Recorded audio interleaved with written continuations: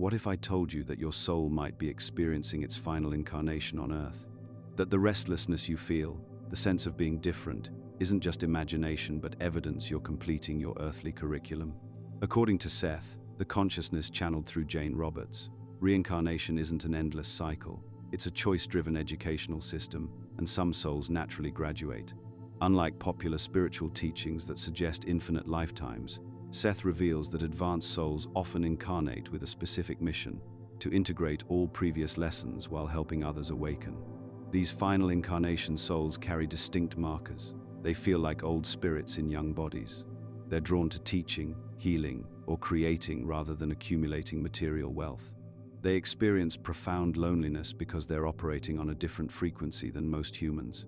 Seth explains that these souls often struggle with feeling homesick for dimensions beyond Earth, yet they've chosen this final physical experience for a crucial reason. Are you recognizing yourself in these patterns? The 9 signs I'm about to share will help you determine whether you're living your soul's graduation lifetime. Picture yourself sitting in a theater, watching a magnificent play unfold. The costumes are exquisite, the dialogue compelling, the drama intense. You're moved by the performance, appreciating every nuanced gesture and emotional crescendo, yet you never forget you're watching actors on a stage. You don't leap up to save the hero or weep as though the tragedy were real. This is precisely how final incarnation souls experience material existence. If you've been feeling like you're observing your own life from a strange distance lately, you're not losing your mind. You're awakening to what Seth called the theatrical nature of physical reality. This isn't depression or emotional numbness we're talking about. Depression clouds your vision and drains your energy. What we're exploring here is actually crystal clear perception paired with an almost supernatural sense of peace. Seth taught that consciousness creates reality, and as souls mature through multiple lifetimes, they begin to perceive the mechanics behind the illusion. You start recognizing that the solid world around you, including your own body, is more like a sophisticated virtual reality system than the concrete foundation you once believed it to be. The difference is profound. Where others see permanent structures and unchangeable circumstances, you begin to see fluid energy patterns and temporary arrangements. This shift manifests in fascinating ways. You might find yourself building deep, meaningful relationships while simultaneously understanding their impermanent nature. You love fully, but without the desperate clinging that characterizes most human attachments. When someone leaves your life, whether through conflict, distance, or death, you feel the natural sadness, but also recognize the eternal nature of consciousness itself. The connection transcends the physical form it temporarily inhabited.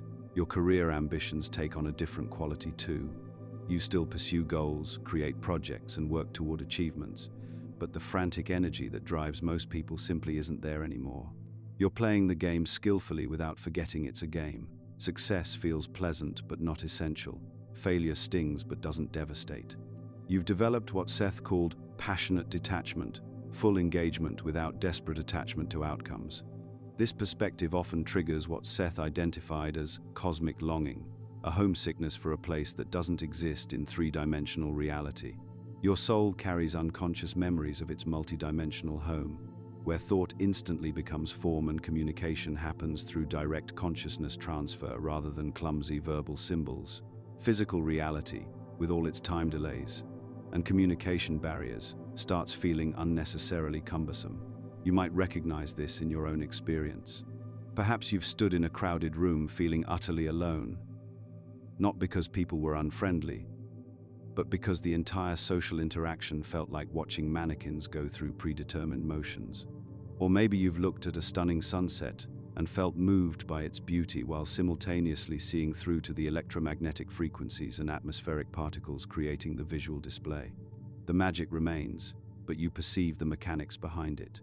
This dual awareness extends to your own personality and life story.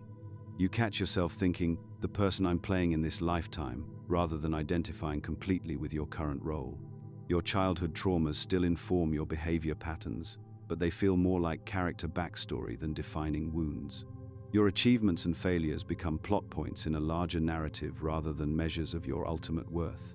The strangest part might be how you relate to your own body. You take care of it, appreciate its capabilities, even enjoy physical pleasures, but you're acutely aware it's a temporary vehicle. Looking in the mirror sometimes feels like checking on a rental car. You want to keep it in good condition and you're grateful for its service, but you don't mistake it for who you really are. For those ready to explore the deeper mysteries Seth revealed about consciousness and reality creation, we share the most profound teachings exclusively through our free Insights Academy newsletter. Some knowledge is simply too transformative for public platforms, and right now you'll receive a complimentary copy of the Kybalion when you join our community of awakening souls. This theatrical perspective affects how you consume media and entertainment too. Movies and books that once transported you completely now feel like watching dreams within dreams. You appreciate the artistry, while remaining aware of the constructed nature of every narrative. Political drama, celebrity scandals, even global crises register as temporary fluctuations in the collective dream rather than ultimate reality. Your relationship with time shifts dramatically as well.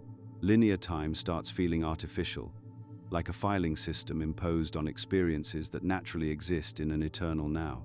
You might catch yourself thinking about past events as though they're still happening somewhere, or feeling future possibilities as already accomplished realities. The urgent time pressure that drives most people's decisions loses its grip on you. This doesn't mean you become passive or indifferent. If anything, you often become more effective because you're not wasting energy on resistance and attachment. You flow with circumstances while maintaining clear intention. You help others while understanding that each consciousness ultimately chooses its own experiences. You work for positive change while accepting what cannot be changed. The profound loneliness that sometimes accompanies this perspective isn't the bitter isolation of rejection. It's more like being the only adult at a children's party. You can enjoy the festivities and appreciate the innocent enthusiasm around you, but you can't quite forget your fundamentally different vantage point. You're not superior to others, you're simply at a different developmental stage. Seth emphasized that this alienation from material reality actually signals spiritual maturity rather than psychological dysfunction. You're not broken or disconnected. You're remembering your true nature as an eternal consciousness temporarily focused through physical form. The homesickness you feel isn't pathological. It's your soul recognizing that this beautiful, complex, sometimes painful Earth experience is nearing its completion. This theatrical awareness serves as preparation for your consciousness to operate primarily in non-physical dimensions, where the creative principles you've been unconsciously using to construct physical reality become conscious tools for exploring unlimited possibilities. The detachment isn't coldness, it's freedom. Have you ever found yourself in the middle of a conversation knowing exactly what the other person will say before the words leave their mouth? Not just a lucky guess, but a crystal clear certainty that feels like you're reading from a script you've seen 1,000 times before. This isn't ordinary déjà vu. This is something far more profound, and according to Seth's teachings, it's one of the most telling signs that you're approaching the completion of your earthly incarnation cycles.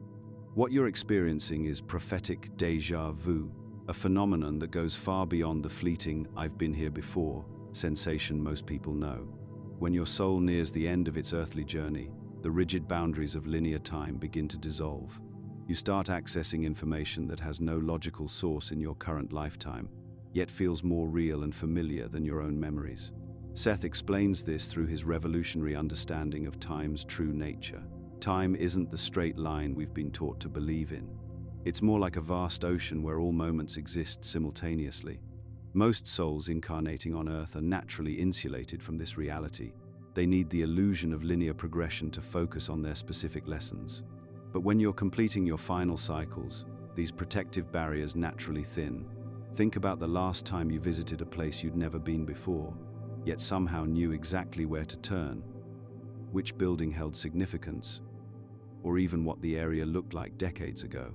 Maybe you found yourself in a European village and instinctively knew that a particular corner once housed a blacksmith shop, or you felt drawn to a specific spot in a forest where something important happened long before your birth. This isn't imagination, it's bleed-through from your other incarnations. I remember speaking with a woman who described walking through the ruins of Pompeii for the first time. She hadn't studied the ancient city extensively, yet she found herself correcting the tour guide about specific details, the original color of certain frescoes, the purpose of particular rooms, even the names of families who had lived in specific houses. The information flowed through her with absolute certainty, accompanied by waves of profound sadness and recognition. She wasn't channeling or accessing psychic abilities in the traditional sense. She was remembering. This is fundamentally different from developed psychic gifts. Psychic abilities typically require conscious effort, training, or specific conditions to activate. What we're discussing here is an automatic expansion of consciousness that happens naturally as the soul approaches completion.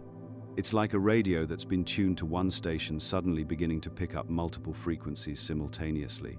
Seth describes this as accessing your probable selves, the versions of you that exist in parallel realities and different time periods. As your consciousness expands beyond the constraints of your current incarnation, you begin to tap into the vast library of experiences your soul has accumulated across multiple lifetimes and dimensions. You're not just remembering your past lives, you're accessing the simultaneous experiences of all your existences. The emotional impact of these experiences can be overwhelming.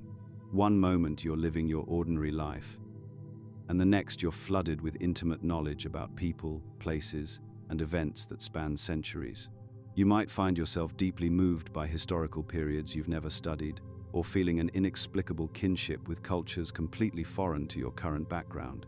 A friend described becoming tearful while watching a documentary about medieval monasteries, not from general sympathy, but from specific memories of copying manuscripts by candlelight, the smell of parchment, and the particular way morning light filtered through stone windows. These aren't fantasies or wishful thinking. The level of detail, the emotional authenticity, and the way these experiences layer upon each other creates an unmistakable signature. You begin to understand that your consciousness has been accumulating wisdom and experience far longer than this single lifetime suggests.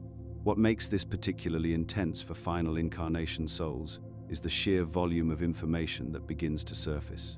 While someone in their early incarnation cycles might occasionally access memories from one or two previous lives, advanced souls carry the accumulated experience of dozens, sometimes hundreds of lifetimes. The prophetic déjà vu becomes more frequent and more detailed because there's simply more data to access. You might find yourself knowing things about people moments after meeting them, not through psychic reading, but through recognition. Their soul feels familiar because you've encountered them before in different roles, different relationships, different centuries. The businessman you just met carries the same energy signature as the ship captain you sailed with 3 lifetimes ago, or the sister you lost to plague in medieval France. Seth emphasizes that this time fluidity serves a crucial purpose. As you approach the completion of your earthly cycles, your consciousness needs to begin operating beyond linear limitations. These experiences are essentially training for existence in non-physical reality, where all moments are accessible simultaneously, and consciousness moves freely through what we currently perceive as past, present, and future. The prophetic aspect becomes particularly pronounced because you're not just accessing what has been you're beginning to perceive the probable outcomes of current situations based on patterns you've witnessed across multiple lifetimes. You've seen how certain types of people behave in crisis, how specific situations typically unfold, how energy patterns manifest into physical events. This accumulated wisdom allows you to anticipate outcomes with startling accuracy. But perhaps the most profound aspect of this phenomenon is the deep validation it provides.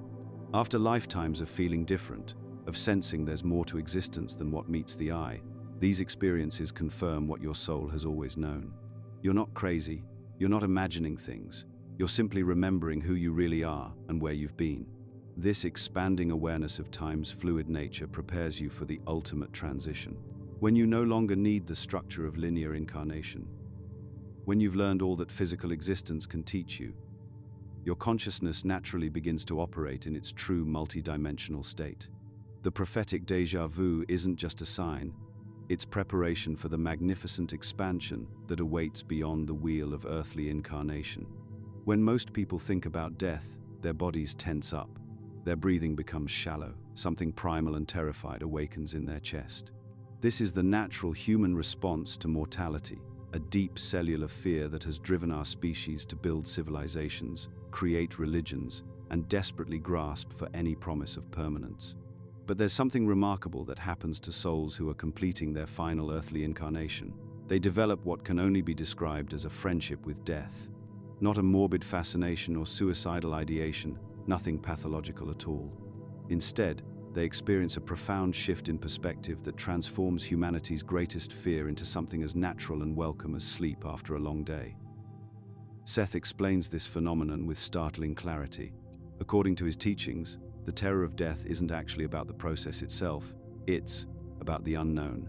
Most souls incarnating on Earth have had their memories of previous transitions deliberately veiled. They don't remember the countless times they've moved between physical and non-physical reality. Death feels final and catastrophic because they've forgotten it's simply a change in focus, like switching radio stations. But souls completing their final earthly cycle begin to remember. Not necessarily in vivid detail, though some do experience that, but in a deeper, visceral knowing. They carry within them the accumulated wisdom of multiple transitions between worlds. Death becomes familiar territory rather than uncharted horror. I've witnessed this transformation in people approaching their final incarnation, and it's unmistakable. Where others speak of death with dread or careful avoidance, these individuals discuss it with the same casualness they might use to describe moving from one city to another. There's no bravado or forced acceptance, just genuine peace with the process. One woman I knew, clearly in her final incarnation based on multiple signs, once told me, "I'm curious about dying. Not eager, exactly, but curious.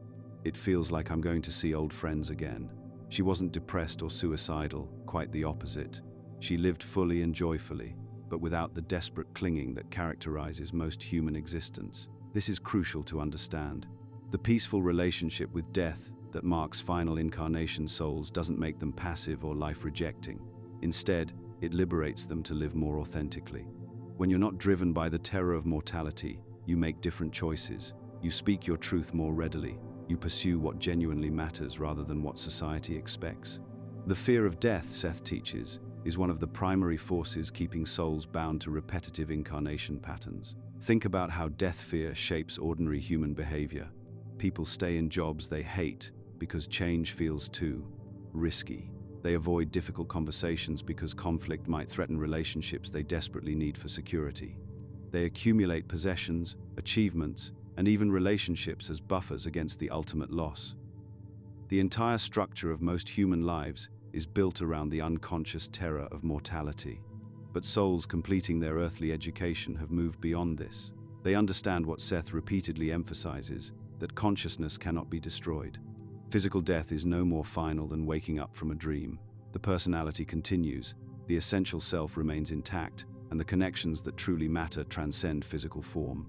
This knowing manifests in remarkable ways. These individuals often describe death using metaphors of homecoming or reunion. They speak of feeling excited about shedding physical limitations, not because they hate their bodies, but because they remember the expanded awareness that awaits. Some report dreams or meditative experiences where they glimpse the joy and relief of returning to their larger identity. Seth describes the actual death experience as profoundly positive for those ready to receive it. The moment of transition brings what he calls an explosion of joy, as consciousness recognizes its eternal nature. The limitations of physical focus dissolve, and the soul reunites with aspects of itself that were temporarily set aside for earthly learning. It's less like an ending and more like taking off clothes that have become too small. This perspective creates a fascinating paradox. Souls who have made friends with death often become more vibrantly alive. Without the constant background anxiety about mortality, they engage more fully with present experience. They're less likely to postpone happiness or authentic expression. Time becomes precious not because it's limited, but because it's chosen. The difference between intellectual understanding and visceral knowing is critical here. Many people have read about consciousness surviving death or studied near-death experiences. They might even believe these concepts intellectually. But souls completing their final incarnation possess something deeper, a cellular recognition that death is natural and safe. This isn't philosophy for them, it's remembered experience. This transformation also affects how they relate to others' death fears. Rather than dismissing or minimizing these concerns, they often become sources of profound comfort. They can sit with dying people without the panic that overwhelms most humans. Their peace becomes contagious, helping others approach their own transitions with less terror. Seth emphasizes that this peaceful relationship with mortality serves as both a sign and a requirement for completing the reincarnation cycle. Souls who still cling desperately to physical existence aren't ready to graduate from Earth's classroom. The willingness to release physical focus when the time comes demonstrates the maturity needed for expanded consciousness explorations. But here's what makes this truly profound. This friendship with death doesn't develop through force or spiritual practice alone. It emerges naturally as souls integrate the deeper lessons of earthly existence. As they remember their eternal nature and purpose, death fear simply dissolves. What once seemed like humanity's ultimate enemy reveals itself as a trusted guide, ready to lead them home when their earthly education is complete. You know how earlier we talked about time becoming fluid and death transforming from enemy to friend? Well, there's another profound shift that happens as souls near the completion of their earthly journey. The universe itself begins responding to them in ways that most people would call impossible. I'm talking about synchronicity becoming so natural, so constant, that it stops feeling magical and starts feeling like how reality is supposed to work. Now, let me be clear about something right away. We're not talking about the occasional coincidence that makes you go, that's weird. Everyone experiences those random moments where they think of an old friend and bump into them at the grocery store, or hear a song that perfectly matches their mood. Those are beautiful little winks from the universe, sure, but what final incarnation souls experience is entirely different. For them, synchronicity becomes a language, a constant, flowing conversation between their consciousness and reality itself. Seth explains this through what he calls the fundamental nature of consciousness creating reality. Most people create their experiences unconsciously, through buried beliefs and unexamined patterns. But souls approaching completion, they've learned to dance with reality as conscious co-creators. Picture this. A woman named Sarah is contemplating a major career change.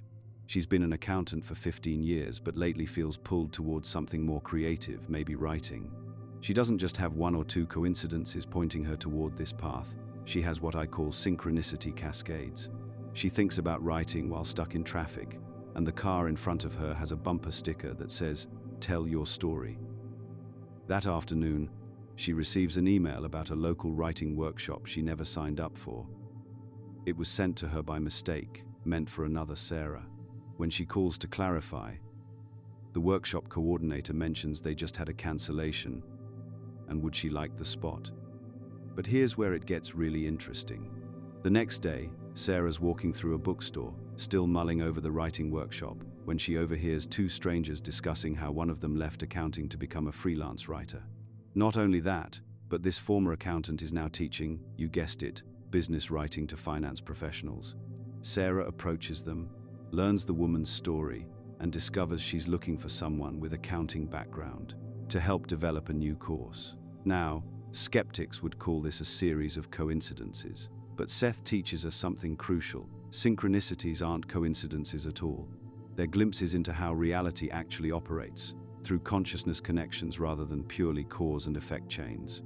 When Sarah's consciousness became genuinely aligned with exploring her creative potential, reality began reorganizing itself around that intention. This is what Seth calls value fulfillment, the natural tendency of consciousness to seek experiences that promote growth and joy. For most people, this process happens slowly, with lots of resistance and missed signals. But final incarnation souls have developed what I call synchronicity literacy. They can read the signs, follow the threads, and trust the process. Here's another pattern I see constantly. These souls start receiving answers to internal questions through seemingly random encounters. A man struggling with forgiveness toward his father finds himself sitting next to an elderly gentleman on a bus who spontaneously shares his story of reconciling with his own son after decades of estrangement. A woman questioning her spiritual beliefs overhears a conversation at a coffee shop that addresses her exact doubts with perfect clarity. But, and this is crucial, there's a huge difference between wishful thinking and genuine synchronicity. Real synchronicities have an effortless, natural quality. They don't require forcing or chasing. They flow. They feel inevitable in retrospect, like puzzle pieces clicking into place. I remember Seth explaining that synchronicities are actually more normal than our usual experience of reality. In non-physical dimensions, thought and manifestation are instantaneous. The physical world, with its time delays and apparent separations, is actually the anomaly. So when someone experiences constant synchronicity, they're not bending reality, they're glimpsing how reality truly works when consciousness operates without the heavy filters of limiting beliefs. Final incarnation souls also develop something I call synchronicity discernment. Not every meaningful coincidence requires action. Sometimes synchronicities are simply confirmations, the universe's way of saying, yes, you're on the right track. Other times, they're invitations to explore new directions. Advanced souls learn to feel the difference. They develop an intuitive knowing about which synchronicities to follow and which to simply acknowledge with gratitude. This discernment comes through inner silence and receptivity. When you're constantly broadcasting mental chatter and emotional static, you miss the subtle signals. But souls nearing completion have typically developed what Seth calls inner listening, a quality of alert, open awareness that can pick up the universe's whispers. Seth also teaches about probable realities, the idea that infinite possibilities exist simultaneously, and consciousness navigates through them based on beliefs, expectations, and choices. For most people, this navigation happens unconsciously, but final incarnation souls begin to sense the branching paths, to feel which choices lead toward which probable futures. Synchronicities become their navigation system through this vast field of possibilities. Living this way creates a profound emotional shift. Instead of feeling isolated and unsupported, these souls experience constant confirmation that they're part of a larger, intelligent pattern. The universe stops feeling indifferent or hostile and reveals itself as responsive, even collaborative. It's like discovering you've been playing a video game on expert mode when you could have been receiving hints and power-ups all along. But here's what really fascinates me. This synchronicity flow actually indicates something profound about the soul's development. It suggests they're ready to operate from non-physical dimensions where thought and manifestation aren't separated by time delays and physical limitations. They're practicing in essence for their next level of existence. When you can think of someone and have them call within hours, when you can pose internal questions and receive answers through your environment, when meaningful coincidences guide your major decisions with reliable consistency, you're demonstrating mastery over the creative process itself. You're showing the universe you're ready for realms where consciousness operates with immediate responsiveness. This is why developing synchronicity awareness isn't just about making life easier or more magical. It's about preparing for your next stage of existence. And if you're experiencing this constant flow of meaningful coincidences, if the universe has become your conversation partner rather than your obstacle course, you might just be getting ready to graduate from Earth School altogether. The most profound transformation happening to you right now might be the one you've barely noticed. That relentless drive that once consumed your days, the desperate hunger for achievement, recognition, the next milestone, it's dissolving. Not because you've given up or become apathetic, but because something far more extraordinary is occurring. You're experiencing what Seth describes as the natural completion of karmic magnetism. Most people misunderstand karma entirely. They think it's some cosmic punishment system, a spiritual ledger of debts and credits. Seth reveals something far more elegant. Karma is simply the magnetic pull of unfulfilled desires drawing consciousness back into physical experience. It's not about paying for past mistakes, it's about the soul's unfinished business with desire itself. Think about how you approached your career 5 years ago versus now. Remember that clawing urgency, the way opportunities felt like life or death situations. The sleepless nights strategizing your next move. If you're in a final incarnation, that energy has fundamentally shifted.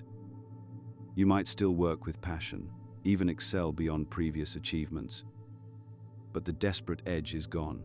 Your career has become an expression of joy rather than a frantic attempt to prove your worth or fill some indefinable void. This isn't burnout or depression, those states carry heaviness, resignation. What you're experiencing is lightness. You engage fully, but without the anxious attachment that drives most human behavior. It's like the difference between a child playing intensely with a toy and an adult desperately trying to win the lottery. The child is completely absorbed but ready to move on when playtime ends. The adult's entire identity depends on the outcome.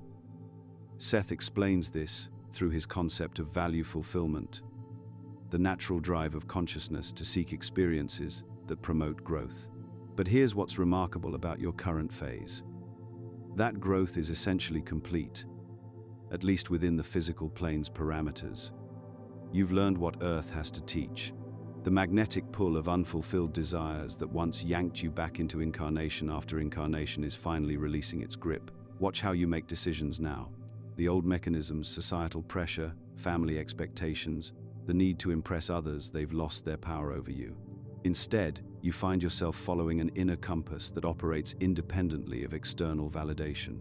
You might choose the smaller apartment because it feels right, turn down the prestigious opportunity because something else calls to you, or end relationships that once seemed essential because you no longer need them to complete yourself. This creates fascinating paradoxes. You're likely achieving more while caring less about outcomes. Projects flow more easily because you're not strangling them with desperate attachment.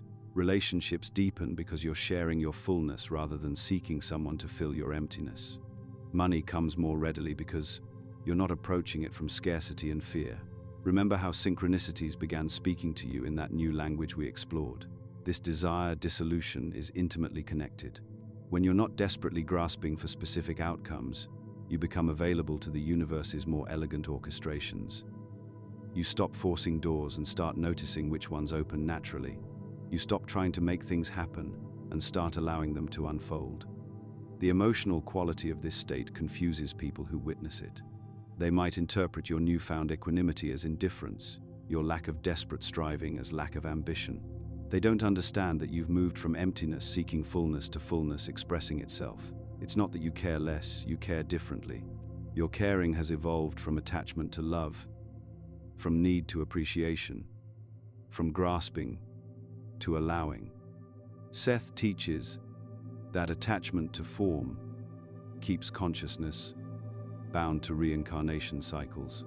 This makes perfect sense when you understand that physical incarnation is essentially consciousness exploring itself through limitation and separation. As long as you believe you need specific forms, particular relationships, achievements, experiences to be complete, you'll keep returning to the physical plane to pursue them.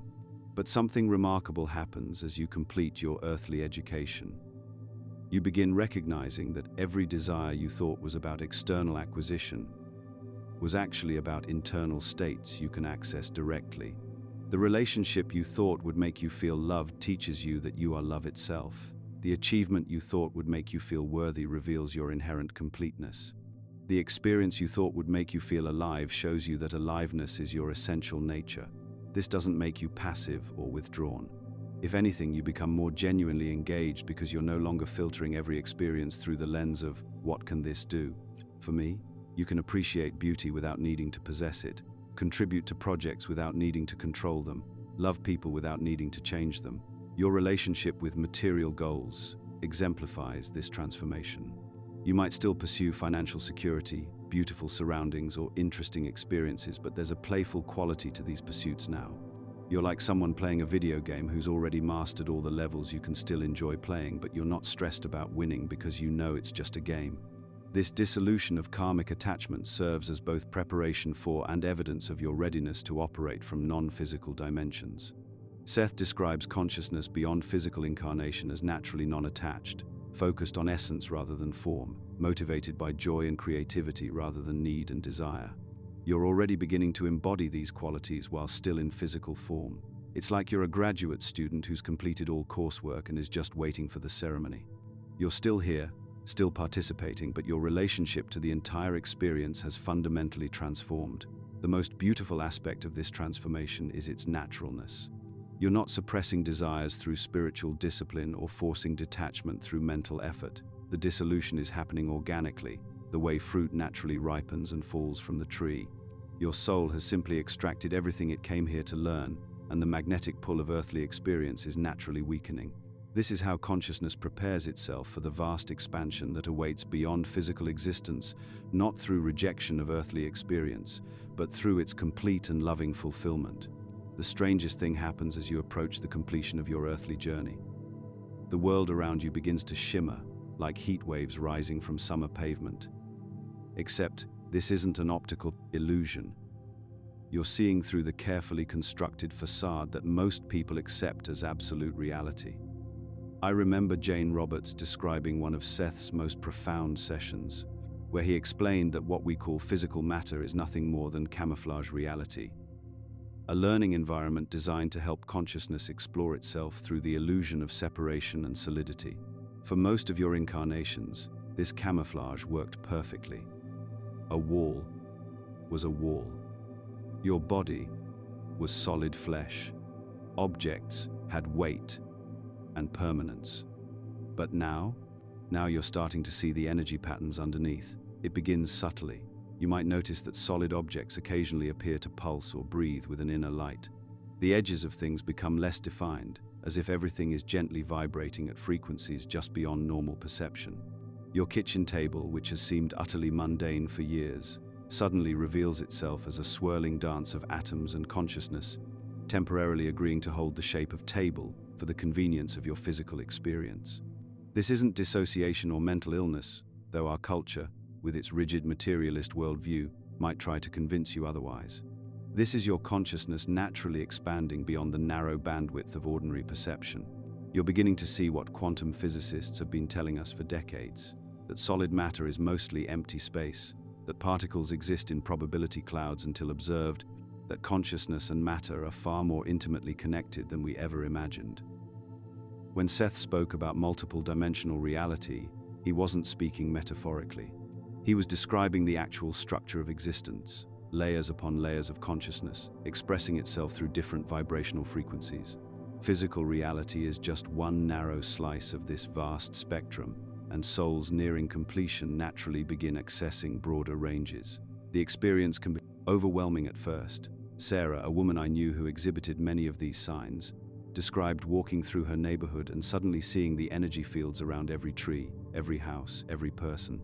It was like someone had turned up the brightness and contrast on reality, she told me. I could see the connections between everything, streams of light linking the oak tree to the sidewalk to the street lamp to the woman walking her dog. Nothing existed in isolation. But here's what makes this different from temporary mystical experiences or drug-induced hallucinations. You remain completely functional in ordinary reality while simultaneously perceiving these deeper layers. You can still drive your car, hold conversations, and handle daily responsibilities. You're not losing your grip on consensus reality, you're simply seeing through it to the energetic infrastructure beneath. The boundary between dreaming and waking consciousness becomes increasingly fluid. You might have a profound conversation with someone in a dream, only to encounter them the next day and discover they remember the same interaction. Or you'll find yourself in meditation, fully aware that your consciousness is traveling to other dimensional spaces while your physical body sits peacefully in your living room. This transparency affects how you move through the world. Material possessions lose their hypnotic grip not because you've developed some philosophical stance against materialism, but because you can literally see their temporary, constructed nature. That expensive watch on your wrist reveals itself as consciousness temporarily playing at being metal and crystal. Beautiful, certainly, but no more or less real than a cloud or a thought. Modern physics supports these perceptions in remarkable ways. The holographic universe theory suggests that every part contains information about the whole, exactly what advanced souls report experiencing when they see the interconnectedness of all forms. String theory proposes that fundamental reality consists of vibrating energy patterns rather than solid particles. Even mainstream neuroscience acknowledges that our brains construct our perception of reality rather than simply recording an objective world. What Seth called Framework 2, the realm of pure consciousness from which physical reality emerges, becomes increasingly accessible. You begin to understand viscerally, not just intellectually, that consciousness creates form rather than the other way around. Your body isn't producing your awareness. Your awareness is projecting your body into this dimensional space for the purposes of learning and experience. This recognition brings both wonder and responsibility. When you see that your thoughts and beliefs are literally creating your physical experience moment by moment, casual thinking becomes impossible. You start paying attention to the quality of your consciousness with the same care a gardener tends their soil. The emotional impact varies tremendously. Some days, seeing reality's transparent nature fills you with incredible liberation. Tacomia, you're no longer trapped by the apparent solidity of problems or limitations. Other days, the vastness can feel overwhelming. When you realize that this entire physical universe is just one small classroom in an infinite educational system, it can trigger a kind of cosmic vertigo. People around you might notice changes in how you relate to physical space. You move differently, speak about material concerns with less urgency, and seem to be listening to something they can't hear. You're tuning into the constant communication happening at energetic levels beneath ordinary awareness. This transparent perception serves a crucial purpose in preparing you for non-physical existence. In dimensions beyond the physical, thought creates experience instantaneously. There's no time lag between intention and manifestation, no protective buffer of dense matter to cushion the consequences of unfocused consciousness. By learning to see through physical reality's apparent solidity while still incarnated, you're developing the perceptual skills necessary for navigating realms where consciousness operates with complete creative freedom. The veil between dimensions isn't actually lifting. You're simply remembering how to see through it. And this remembering signals that your education in physical reality is approaching its natural completion. When you've spent lifetimes believing you are your personality, your roles, your history, the moment you realize these are simply costumes becomes one of the most disorienting yet liberating experiences possible. Seth describes this as the identity paradox. The closer you come to completing your earthly incarnations, the more you discover that everything you thought defined you was merely temporary decoration on something far more fundamental. You know this shift is happening when you catch yourself observing your own personality as if watching a character in a play. That quick temper you've always had, suddenly it feels like something you're wearing rather than something you are. The career identity you've built over decades, it starts feeling as superficial as a job title on a business card. Even your deepest relationships begin revealing themselves as beautiful dances between awareness itself, not just interactions between separate personalities. Seth calls this recognition of your larger self, the consciousness that has been present through every incarnation, every role, every dramatic storyline you've ever lived. Think of it like an actor who has played hundreds of different characters across many lifetimes. Eventually, they begin remembering they are the actor, not any single role they've performed. This isn't the same as losing your personality or becoming some bland, generic spiritual being. Your quirks, preferences, and unique expressions remain intact, but they no longer feel like prison walls defining your existence. Instead, they become more like favorite clothes you enjoy wearing while knowing you could easily put on something completely different tomorrow. Sarah, a client I worked with, described the moment this clicked for her perfectly. She was looking through old photo albums when she suddenly felt like she was viewing someone else's life entirely, not in a dissociative way, but with the recognition that the person in those photos was one expression of something much larger. It was like realizing I'd been identifying with a single wave while being the entire ocean, she explained. Seth teaches that this expanded awareness connects you to what he calls superconsciousness, the level of awareness that simultaneously experiences all your incarnations. Advanced souls often report sudden flashes of knowing about other lifetimes, not as past life memories, but as concurrent experiences happening in different dimensional frameworks. You might find yourself naturally responding to situations with wisdom that seems to come from nowhere. A relationship conflict that would have triggered your usual patterns suddenly feels workable from a completely different perspective. You're not suppressing your personality's reactions. You're simply operating from a vantage point that includes but transcends them. This creates fascinating changes in how you relate to others. External validation loses its grip because you're no longer trying to convince anyone of who you are. You know who you are beyond any external confirmation. Authenticity becomes effortless because there's nothing to protect or maintain. You can let people see your personality's rough edges without feeling threatened, knowing these edges don't define your essential nature. The emotional quality of this recognition often feels like coming home after a very long journey. There's profound relief in no longer having to maintain a consistent identity across all situations. You can be playful with a child, professional in a meeting, vulnerable with a friend, and contemplative alone without feeling fragmented or inconsistent. Each expression flows naturally from the same source. What's particularly striking is how this affects your relationship with your own history. Events that once seemed to define you, childhood traumas, major achievements, relationship patterns, begin feeling like chapters in a book rather than the entire story. You can acknowledge their impact on your personality's development without being imprisoned by them. Seth explains that this isn't ego dissolution in the traditional spiritual sense. Your ego remains functional and healthy, but it's no longer mistaken for your core identity. It's like realizing your car isn't who you are. It's simply the vehicle you're using for this particular journey. You can appreciate its features and maintain it well without confusing it with the driver. Advanced souls often describe spontaneous moments of recognizing this same essential self looking out through other people's eyes. Not in a grandiose, we are all one way, but as a direct, unmistakable recognition. Compassion becomes automatic because you're literally seeing yourself everywhere, dressed in different personalities and circumstances. This recognition creates a beautiful paradox. The more you realize you transcend individual identity, the more uniquely yourself you become. Without the pressure of maintaining a consistent persona, your authentic expressions become more creative, spontaneous, and genuine. You're free to be fully human while knowing you're simultaneously something far more expansive. The practical implications extend into every area of life. Decision-making becomes clearer because you're not filtering choices through layers of identity protection. Relationships deepen because you can show up fully without the exhausting work of image management. Creative expression flows more freely because there's less concern about how it reflects on you. Seth teaches that this identity realization serves as essential preparation for existence beyond the incarnational framework.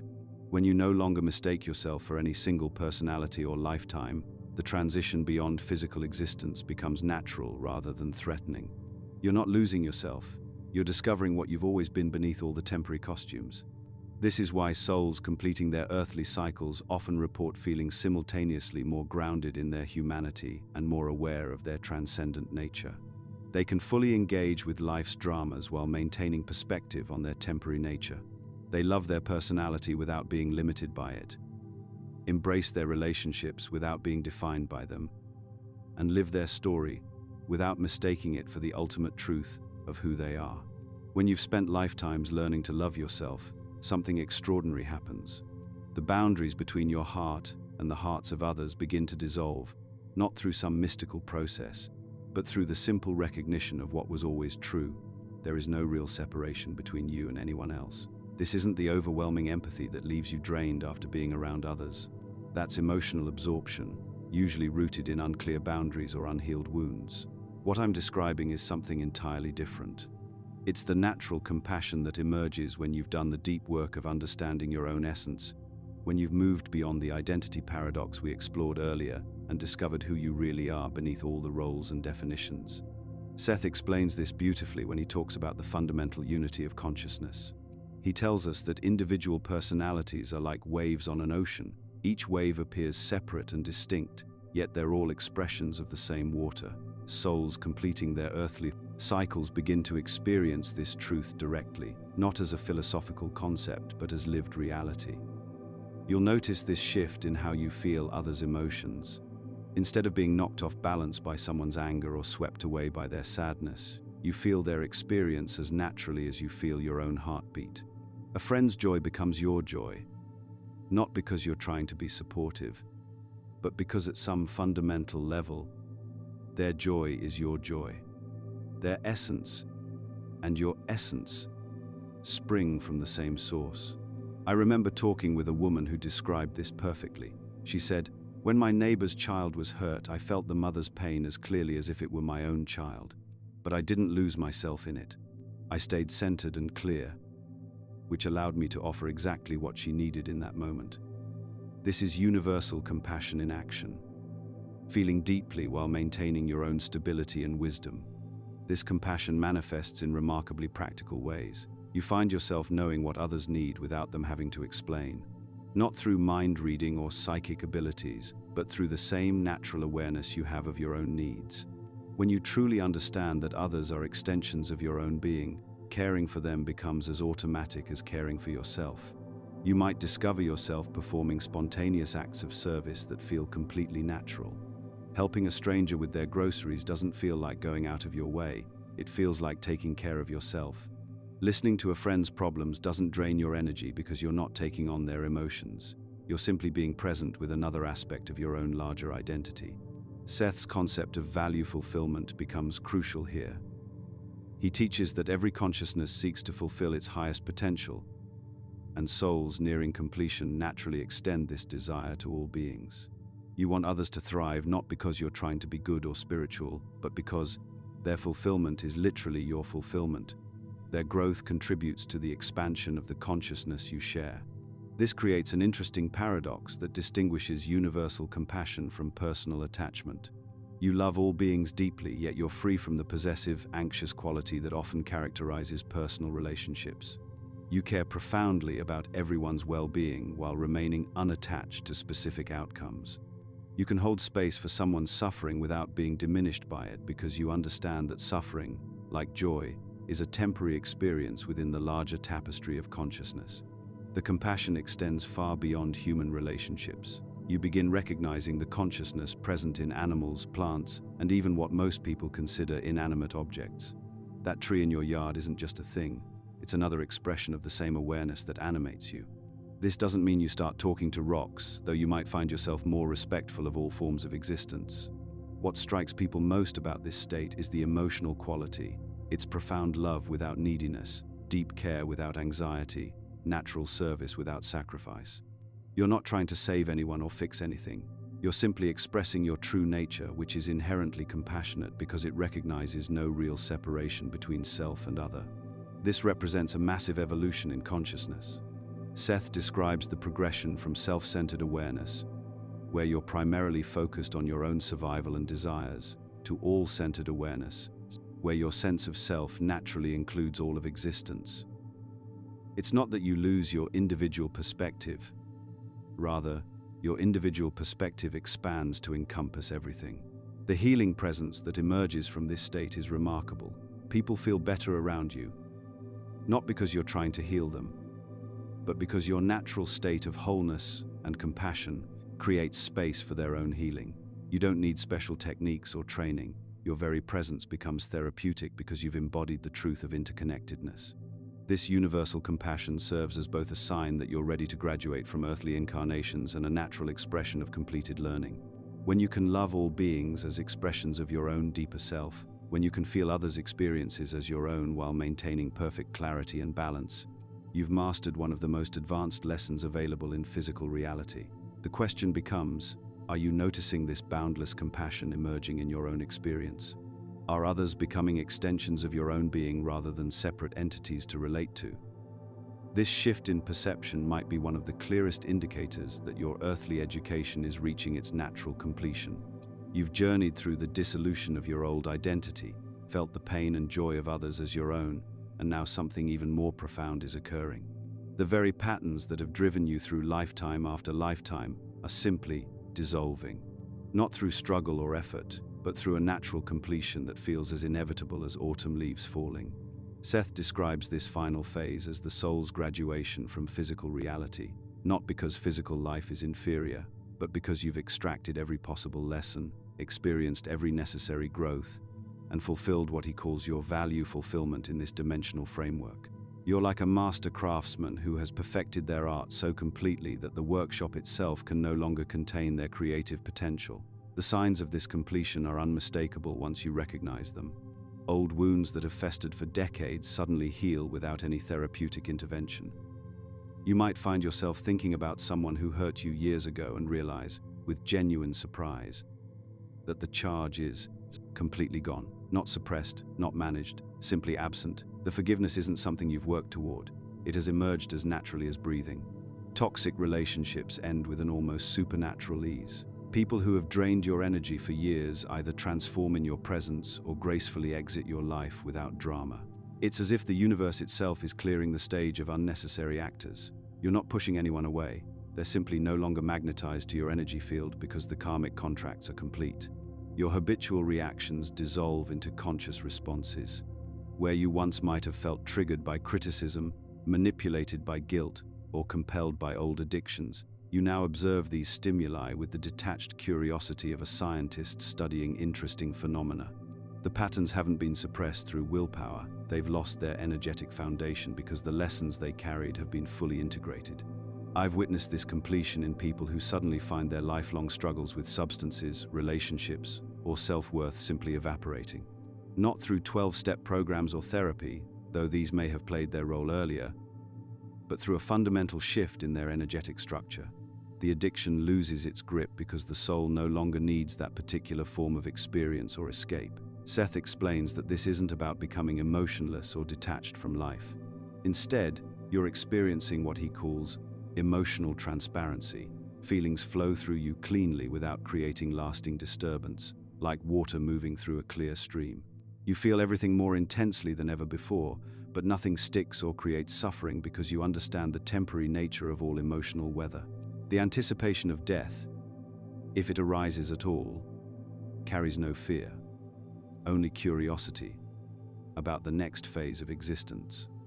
You might find yourself naturally putting affairs in order, not from morbid preparation, but from an intuitive sense of completion. Some souls completing their earthly cycles live many more years in this state of freedom, while others transition relatively quickly. The timing isn't the point, the quality of consciousness is. According to Seth's teachings, what happens after this completion is far from the dissolution into impersonal energy that many spiritual traditions describe.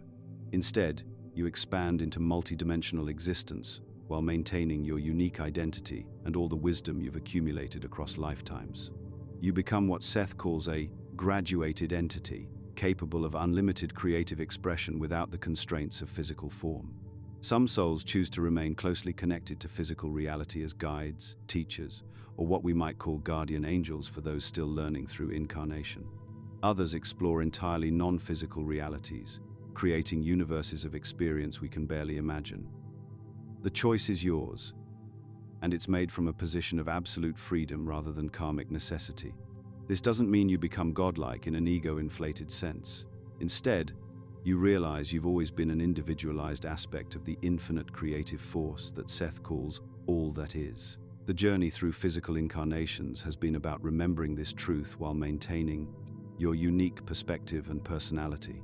The emotional quality of this recognition is profound peace mixed with joyful anticipation, like a traveler who has thoroughly explored a beautiful country and is now excited to visit new lands, carrying all the memories and friendships from their journey. There's no regret about leaving because nothing is truly lost. Everything you've experienced becomes part of your eternal nature. Many people misunderstand spiritual completion as escape from life or transcendence of human concerns. But those experiencing this final liberation often become more engaged with life, not less. They participate fully while understanding the game-like nature of physical existence. They love deeply without attachment, create passionately without ego investment, and serve others without expectation of reward. If you recognize these signs in yourself, understand that you're not meant to withdraw from the world, but to engage with it from your position of completion. You become a beacon of possibility for others still navigating their karmic patterns, showing through your presence what's possible when the soul remembers its true nature. This recognition carries responsibility. You're called to live authentically, to share your wisdom naturally without imposing it on others, and to demonstrate through your being that freedom from suffering is possible. Your very existence becomes a gift to collective human consciousness. Seth emphasizes that this completion is available to any soul ready to embrace their true nature. The journey home begins with recognizing who you truly are beneath all the stories, patterns, and identities you've worn across lifetimes. You are consciousness itself, playing in the fields of physical experience, and now graduating to broader adventures while carrying all the love and wisdom you've gathered along the way. If this video resonated with you, let us know by commenting, "I understood it,"